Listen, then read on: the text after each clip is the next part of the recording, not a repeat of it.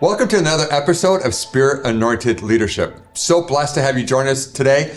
And I have to tell you that as we think about how we can best come alongside of you to equip, encourage, and empower you to go after the mission that Jesus has given us, I'm just stoked about the fact that you have tuned in today because I'm going to have a conversation with my good friend, Jason Holdridge. Jason, so great to have you with us today. Thanks for coming on the podcast. I'm glad it worked out. Man, this has been something a long time coming. I'm just a huge fan of yours. And I have to tell you, we're going to get real and we're going to get raw. And what I love about you is your vulnerability. But I also love your friendship. And for those of you who would have no idea that this is true, there have been a couple of times when Jason has spoken into my life that's been so incredibly meaningful. Been a friend. You are such a relational leader.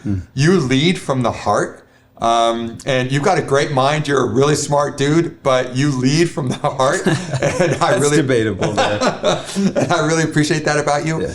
But for people to really get a sense of your life, and I want people to know this, and don't tune out because of what I'm about to say, because what I'm about to say is going to really set the stage for what's coming later. And that is, Jay, you lead one of the fastest growing churches in the whole area right now. God has blessed you, and the church is just exploding in growth, and I celebrate that.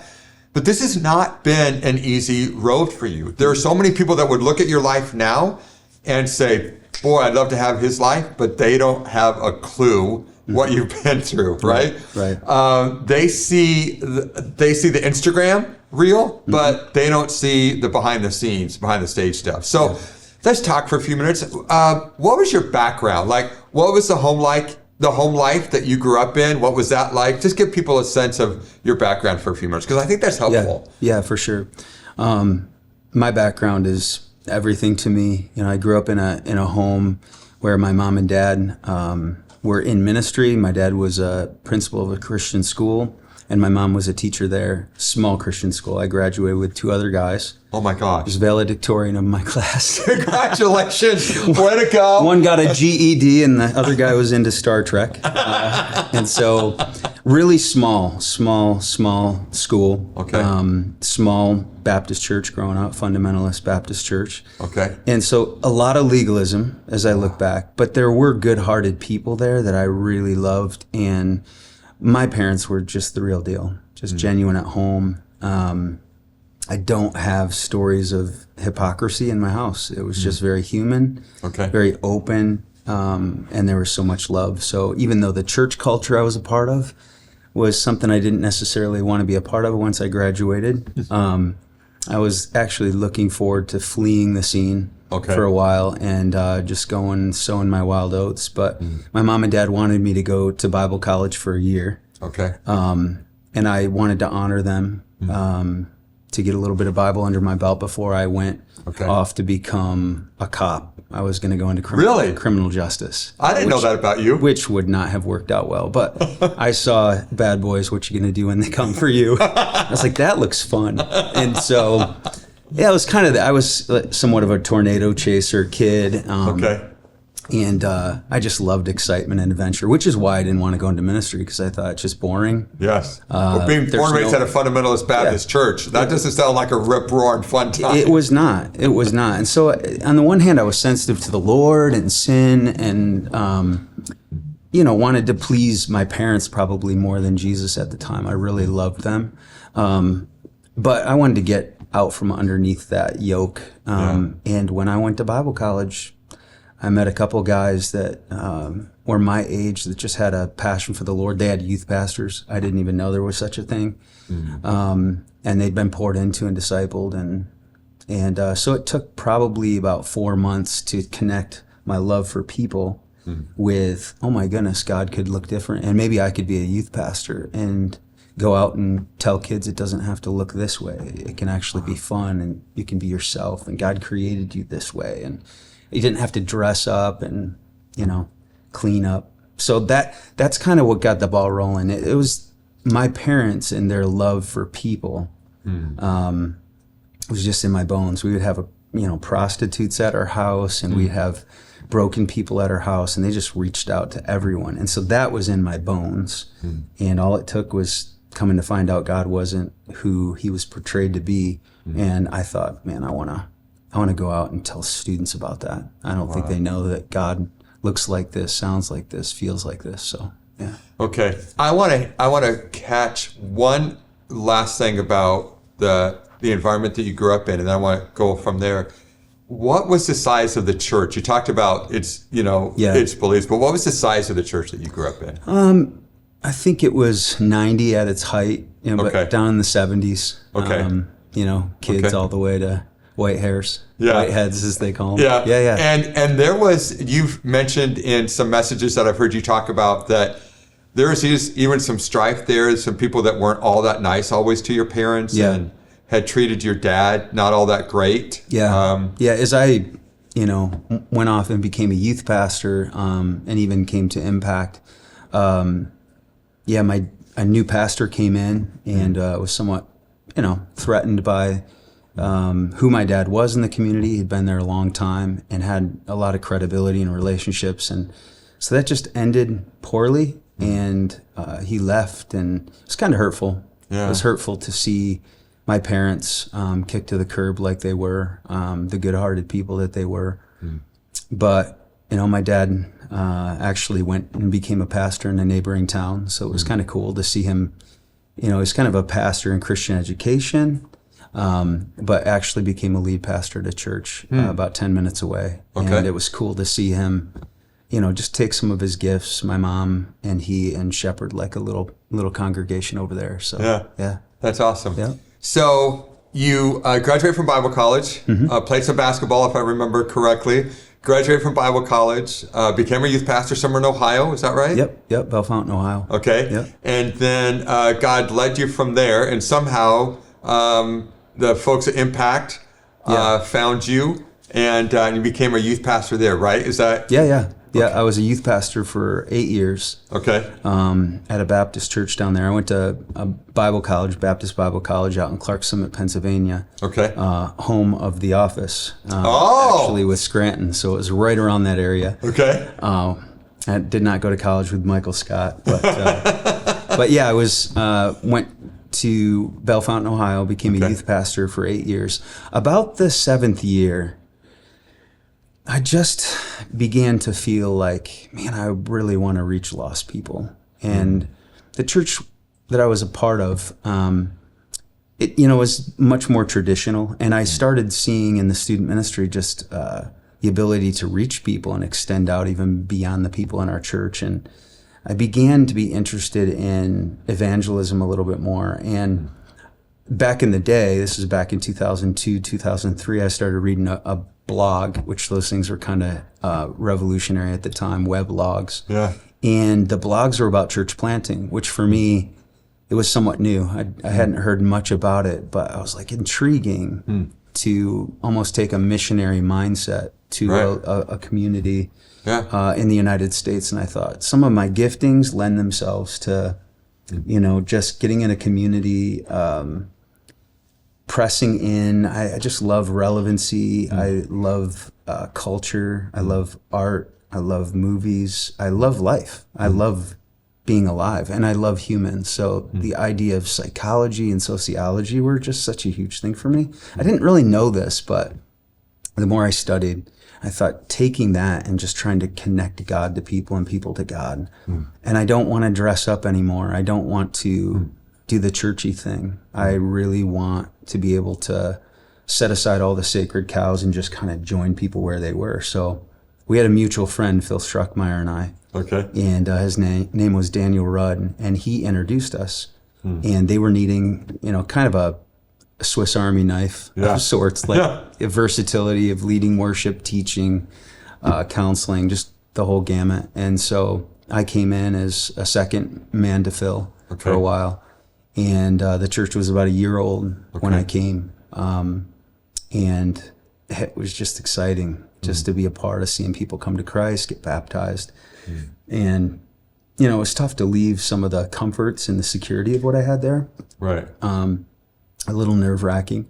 But I just have always loved being a church that tries to meet the unendechurched where they live. Right. And it's been now almost 19 years that I've been at Impact. Yeah. So Phil was there as the senior pastor. He planted that church. Yes. Yeah. And was there in Lowell for a while. And then how long ago was it that you did that? Phil ended up feeling called to do something else, and you guys. Yeah. Yes. About 12 years ago now, 12 or 13 years ago, the transition began to happen. Okay. How long have you been here? Yeah, 13 years. So it was right around that time. Yeah. Yeah. So, and God, and at some other time, we got to have you back and talk about your preaching and your communication, because you are one of the most uniquely gifted communicators I know. We were talking about before we started rolling today, just about God has just gifted you with an incredible vocabulary and yet an incredible rawness to you that blends together in so many awesome ways. You're just so effective as a communicator. And I love sitting under your teaching when I can. And just allowing Holy Spirit to teach me through you. It's just a blast. You're fun to teach. You're very animated face. I like people like that. Well, I appreciate that. Yeah. And so the church began to grow, fairly quickly. And you know, and we're just going to have fun here for a second, because this is whatever. So one time Mary said, well, it's growing for at least 3 reasons. Number 1, they've got really good worship. Number 2, Jay's a great communicator. Number 3, he's really good looking, and so because of that, there are a lot of females there that want to be there. Well, as I age, that third one is starting to diminish. The church started growing greatly, and it's awesome. And most people would say, praise God, my church is growing. This is whatever. But there's something happened, and that's really is the focus of our podcast today. Something happened simultaneously inside of you. Yep. During that time while the church really started taking off. Talk to us about what was going on the inside. Part of who I am and my bread and butter, there's always a shadow side to your giftings. And part of my sensitive heart, my artistic heart, I'm a deep feeler. And I can read people and read rooms and feel what's going on deeply, which is an advantage at times in leadership and in living but man, I took the reins, and it was not a month in where the full weight of just the gravity of that mantle of leadership fell on me. And I was about 36 years old. I've really noticed a lot of people at around 35 to 38, 40 go through a crisis of sorts emotionally. And I don't know if it's physically where your energy's a little less, or you've been pressing for a long time, probably hyperextending yourself a little bit, trying to prove yourself, trying to climb toward your dreams and God's call on your life. But something happened where all this belief that I had in myself, I'm a pretty naturally confident guy. Okay. And believe in my own feelings, believe in my, intuitions and ideas. Something collapsed, and I one night had what I thought was a heart attack, and it was a panic attack, and I just couldn't breathe. I felt like my jugular vein was clogging. I literally felt like I was going to die. Just started sweating profusely, hyperventilating. Wow. And I thought I was going to die. Yeah. I didn't really know what was happening. I mean, I knew there were stressors in my life, but I'd never experienced something that shocked me in that kind of way. But I thought, well, maybe it'll just kind of go away. And it's literally been there to this moment in differing degrees, and has never gone away. Now it's gone in different stages, 12 out of 10 at the worst stage. And then sometimes 2 or 3. Very rarely am I down in 2 or 3. I think a little bit more over the last couple of years. And there's some reasons for that, I think, with my parents passing away, that in some ways lessened my anxiety, because I got to see what life was all about, what mattered and what didn't. Wow. In things that were meaningful and things that weren't. I think I just overly attach myself to things that don't matter, and I'm learning that about myself. Wow. And But early on, man, I came into the church and financially we were in duress. Yeah. I thought I could change it, turn it around, and I tried my best and I couldn't. So that was another thing, just doing things that you would look at other leaders you were under and you're like, if I got in here, it wouldn't be like this. If I got in here, I think I could turn the Titanic around. Yeah. And I tried everything I knew, and it wasn't moving the needle. And I think there was just a part of me that just knew, as competent as I was incompetent to do what God had called me to do. Wow. Impact. And as sufficient I was and self-sufficient in so many areas, that was not going to work anymore. Like the nature of what was in front of me, I could not do on my own. Now, I wouldn't have known to articulate it like that then. Sure. I just knew my body said, my adrenal glands just blew out and said, no more. I can't do this. Wow. I can't. I don't have good ideas. I don't know what to do. I don't know if I can fix this. I don't know if I can lead this. And there's another, it's Jekyll and Hyde. There's another part of me. It's like, I can do this. I'm born for this. I was made for this. And the nature of my gifting looked like I could do it. Yes. But the nature of my wiring and my gifting are not actually, they're not loyal bedfellows, so to speak. They don't get along. Yes. My wiring and my gifting take me in different directions. Yes. My wiring wants to be small town, wants to be in a small church, wants to have a few relationships. My gifting is actually more pronounced, to be more attractional, to be more dynamic, inspirational. Yeah. And then part of me just wants peace and quiet, to be alone, to be out in the country. Does that make sense? Yes, absolutely.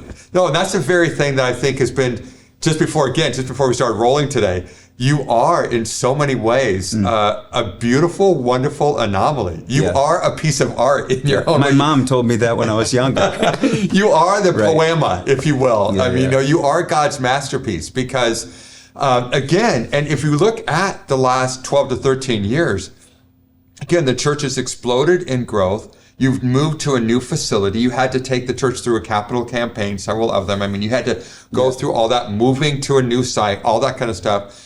And you're doing all that with the same going on the inside of playing Jekyll and Hyde and anxiety, raising its head at probably the very wrong times. And, oh my goodness. And so one question I have for you is what have you done over the years when you say, I've got to write a message, or I have to have this difficult conversation with a staff member, or, how have you navigated that? Because I think so many pastors are feeling often that sense of anxiety. They're going through that, mental health crisis that we're in right now as a society is massive, and they don't know what to do, and they don't have a clue to go to. Right. How in the world, Jason, have you navigated your calling and your wiring and how they fought against each other? How have you, bless your heart, friend, how have you navigated this? That's a long journey. I think I found tools for my tool belt along the way to help me not feel like just because I feel all of this means that everything is this way. So that's so good. It's like, I just believe people in my life have been almost like seeing eye dogs. Like when I can't see, it's just like, I'm going to let you be my eyes. I'm going to let you be my heart. I'm going to let you be just my discernment even. And so I try to lean into people like, what are you seeing? What are you sensing? And I think this has been a good byproduct of it that came out of, the fire, is that I trust people way more. I give leadership away way more. Where before it could easily be like, well, I can do this and I can do this and I can do this. It's like, no, I need other people in leadership, and not just, oh, that's a good thing because I learned that's a good thing. It's like, I can't exist without good people around me, speaking into my life, and just saying, no, you're doing a great job, man. I know you might feel like that, and I can understand aspects of your feeling, but this is what truth is. So it really is very simple. Like, there are lies and there are truths. There's deception, and then there's reality. And I think one of the beautiful things about the way God made me is I'm very imaginative. I'm very visionary. I have a very fertile imagination, and that serves me well, whether it's teaching, communicating, relationship, storytelling, joking, all of those things.